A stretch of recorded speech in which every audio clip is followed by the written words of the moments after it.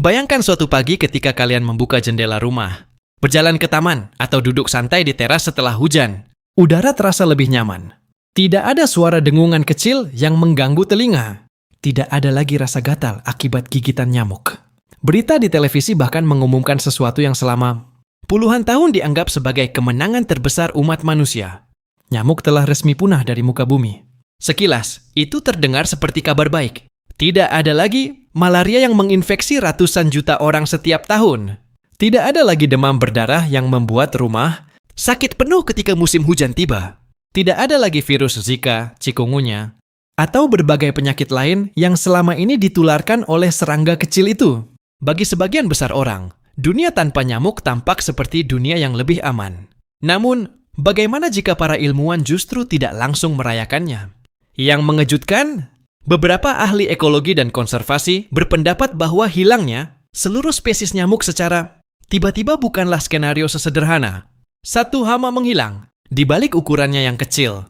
Nyamuk ternyata telah menjadi bagian dari jaringan kehidupan yang jauh lebih rumit daripada yang selama ini kita bayangkan. Ada ribuan spesies nyamuk yang hidup di hampir setiap benua, dan hanya sebagian kecil di antaranya yang benar-benar menjadi pembawa penyakit bagi manusia. Artinya, ketika kita berkata, musnahkan semua nyamuk, ya kita sebenarnya sedang berbicara tentang menghapus satu kelompok hewan dari jutaan hubungan yang telah terbentuk selama jutaan tahun evolusi. Dan disinilah semuanya mulai berubah. Bagaimana jika kepunahan nyamuk bukan hanya mengurangi penyakit, tetapi juga mengubah rantai makanan di sungai, rawa, hutan, hingga kutub utara? Bagaimana jika hilangnya satu serangga kecil mampu memengaruhi burung, kelelawar, ikan, bahkan beberapa tumbuhan yang bergantung pada mereka? Dan yang lebih mengejutkan lagi, mungkinkah alam justru mengisi kekosongan itu dengan sesuatu yang lebih sulit kita kendalikan? Sebagian besar orang tidak pernah memikirkan pertanyaan-pertanyaan tersebut. Namun penelitian selama beberapa dekade menunjukkan bahwa jawabannya jauh lebih kompleks daripada sekadar ya atau tidak. Dan di akhir video nanti, kita akan melihat sebuah simulasi yang membuat banyak ilmuwan berhati-hati ketika berbicara tentang dunia tanpa nyamuk. Karena terkadang, hewan yang paling kita benci justru diam-diam memegang peran yang tidak tergantikan. Ketika mendengar kata nyamuk, hampir semua orang langsung membayangkan penyakit, rasa gatal, dan malam yang terganggu oleh suara dengungan yang menyebalkan. Tidak mengherankan jika nyamuk sering disebut sebagai salah satu hewan paling mematikan bagi manusia. Bukan karena ukurannya, melainkan karena penyakit yang mereka bawa. Namun kenyataannya jauh lebih mengejutkan. Sebagian besar orang tidak pernah menyadari bahwa dari lebih dari tinggi 100 spesies nyamuk yang telah dikenal ilmuwan, hanya sebagian kecil yang secara rutin menggigit manusia dan berperan sebagai penyebar penyakit. Banyak spesies lainnya lebih sering mengisap nektar bunga atau bahkan hanya memakan cairan tumbuhan. Dalam kata lain, citra nyamuk sebagai musuh semua makhluk hidup sebenarnya hanya mewakili sebagian kecil dari kelompok ini. Yang membuat nyamuk luar biasa bukanlah kekuatan mereka sebagai penyebar penyakit, melainkan posisi mereka dalam jaring kehidupan. Di rawa-rawa, telur nyamuk menetas menjadi larva yang hidup di air. Larva-larva kecil ini menjadi sumber makanan bagi ikan, capung, kumbang air, hingga berudu. Di wilayah Arktik, ketika musim panas yang singkat tiba, miliaran nyamuk muncul hampir bersamaan. Ledakan populasi ini menjadi pesta makanan bagi berbagai jenis burung migrasi yang datang dari ribuan kilometer jauhnya untuk berkembang biak. Penelitian menunjukkan bahwa waktu migrasi beberapa burung sangat berkaitan dengan melimpahnya serangga musiman, termasuk nyamuk. Bagi anak-anak burung yang baru menetas, serangga kecil berprotein tinggi adalah bahan bakar yang menentukan apakah mereka mampu bertahan hidup hingga musim berikutnya.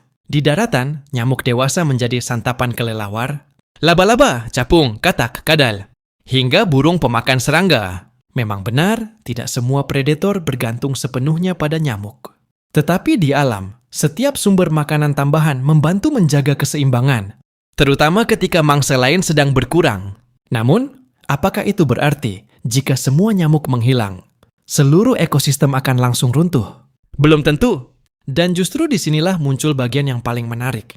Karena alam hampir tidak pernah membiarkan sebuah kekosongan tetap kosong. Ketika satu spesies menghilang, spesies lain seringkali mencoba mengambil alih perannya. Pertanyaannya adalah, apakah pengganti itu akan membawa dampak yang lebih baik atau justru lebih buruk? Namun itu baru permulaan. Pada bagian beta berikutnya, kita akan melihat bagaimana simulasi ilmiah tentang dunia tanpa nyamuk menghasilkan skenario yang jauh lebih rumit daripada yang dibayangkan banyak orang. Bayangkan simulasi ini dimulai pada hari pertama, setelah seluruh nyamuk di dunia benar-benar menghilang. Tidak ada lagi telur yang menetas di genangan air. Tidak ada larva yang bergerak di permukaan rawa. Tidak ada kawanan nyamuk yang berterbangan saat matahari mulai terbenam. Dalam beberapa bulan pertama, perubahan yang paling jelas mungkin justru terlihat sangat positif. Jumlah kasus malaria, demam berdarah, dan berbagai penyakit yang ditularkan oleh nyamuk diperkirakan akan turun secara drastis. Jutaan nyawa berpotensi terselamatkan, beban rumah sakit berkurang, biaya kesehatan menurun, dan banyak wilayah tropis menjadi tempat yang lebih aman untuk ditinggali. Jika simulasi berhenti sampai di sini, kesimpulannya akan sangat sederhana. Dunia tanpa nyamuk adalah dunia yang lebih baik. Namun, penelitian ekologi menunjukkan bahwa alam hampir tidak pernah bereaksi sesederhana itu. Yang membuat ekosistem begitu rumit adalah setiap spesies terhubung melalui ribuan hubungan yang saling memengaruhi. Ketika satu mata rantai hilang, perubahan itu tidak selalu berhenti pada satu titik.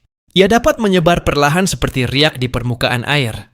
Sebagian besar, orang tidak pernah menyadari bahwa banyak nyamuk dewasa, terutama yang tidak menghisap darah. Manusia menghabiskan sebagian besar hidupnya mengunjungi bunga untuk meminum nektar. Dalam proses itu, mereka ikut memindahkan serbuk sari. Memang, nyamuk bukanlah penyerbuk utama seperti lebah atau kupu-kupu. Tetapi bagi beberapa jenis tumbuhan di habitat tertentu, mereka tetap memberikan kontribusi yang tidak bisa langsung digantikan. Lalu ada kehidupan di perairan. Larva nyamuk membantu mengurai bahan organik dan menjadi bagian dari siklus nutrisi di kolam, rawa, dan lahan basah. Hilangnya miliaran larva berarti sumber energi bagi banyak organisme kecil ikut berkurang. Sebagian predator mungkin mampu beralih ke mangsa lain. Namun perpindahan itu menciptakan tekanan baru pada spesies lain yang sebelumnya tidak diburu sebanyak itu. Dan disinilah semuanya berubah. Ketika predator mulai beralih mangsa, keseimbangan yang telah terbentuk selama ribuan tahun ikut bergeser. Serangga tertentu mungkin berkembang jauh lebih cepat karena tekanan pemangsaan berubah. Spesies lain justru mengalami penurunan akibat kompetisi yang semakin ketat. Alam tidak benar-benar kehilangan satu spesies saja. Ia sedang menyusun ulang seluruh jaring kehidupannya. Yang lebih mengejutkan, beberapa ilmuwan justru khawatir bahwa kekosongan ekologis ini bisa dimanfaatkan oleh organisme lain. Bayangkan jika ruang yang ditinggalkan nyamuk diisi oleh serangga, berbeda yang berkembang biak lebih cepat, lebih sulit dikendalikan, atau bahkan menjadi pembawa penyakit baru. Dalam ekologi, fenomena seperti ini dikenal sebagai penggantian relung ekologi. Ketika suatu spesies mengambil alih peran yang ditinggalkan spesies lain. Penggantinya belum tentu lebih berbahaya, tetapi juga belum tentu lebih aman. Inilah alasan mengapa para ilmuwan cenderung lebih berhati-hati. Daripada sekadar mengatakan, musnahkan semua nyamuk. Bahkan saat teknologi seperti rekayasa genetika mulai dikembangkan untuk menekan populasi nyamuk penyebar penyakit, pendekatan yang dipilih biasanya sangat spesifik. Tujuannya bukan menghapus seluruh kelompok nyamuk dari bumi, melainkan menargetkan spesies tertentu yang paling berbahaya bagi manusia, sambil meminimalkan gangguan terhadap ekosistem. Karena pada akhirnya, alam tidak dibangun dari makhluk yang kita sukai atau kita benci. Alam dibangun dari hubungan yang saling bergantung. Dan mungkin, pelajaran terbesar dari nyamuk bukanlah tentang betapa berbahayanya seekor serangga kecil, melainkan tentang betapa rapuhnya keseimbangan yang menopang kehidupan di planet ini. Satu spesies dapat menyebabkan penderitaan bagi manusia, sekaligus menjadi bagian penting bagi kehidupan makhluk lain. Dua kenyataan itu bisa benar pada saat yang bersamaan. Itulah sebabnya, memahami dunia hewan tidak selalu berarti menyukai setiap spesies yang ada. Terkadang, itu berarti menyadari bahwa alam jauh lebih rumit daripada yang terlihat, dan bahwa solusi paling sederhana seringkali menyembunyikan konsekuensi yang paling sulit diprediksi. Menurut kalian, jika suatu hari teknologi benar-benar mampu menghilangkan semua nyamuk penyebar penyakit, apakah itu keputusan yang seharusnya diambil? Atau justru kita harus mencari cara hidup berdampingan tanpa merusak keseimbangan alam? Tulis pendapat kalian di kolom komentar. Siapa tahu sudut pandang kalian membuka cara baru dalam melihat dunia hewan. Jika kalian menyukai dokumenter seperti ini, jangan lupa dukung channel ini agar kita bisa terus menjelajahi misteri alam yang selama ini tersembunyi. Sampai jumpa di video berikutnya.